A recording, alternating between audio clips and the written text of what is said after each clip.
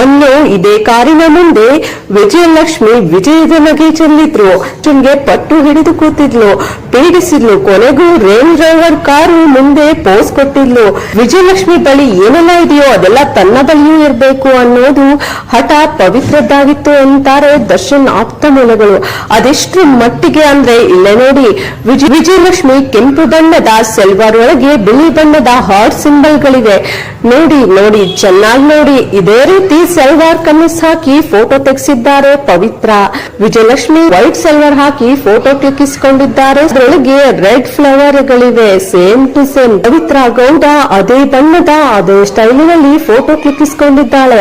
ನಾಣ್ಯಗಳ ಆಕಾರದಂತಿರುವ ಚಿನ್ನದ ಹಾರವಿದೆ. ಇದೇ ರೀತಿಯ ನೆಕ್ಲೆಸ್ ನ ದರ್ಶನ್ ಬಳಿ ಹೇಳಿ ಮಾಡಿಸಿಕೊಂಡಿದ್ದಾಳೆ ಪವಿತ್ರ ಎನ್ನುವ ಕಿಚ್ಚಿನ ಮೊಟ್ಟೆ ಕೋಳಿ.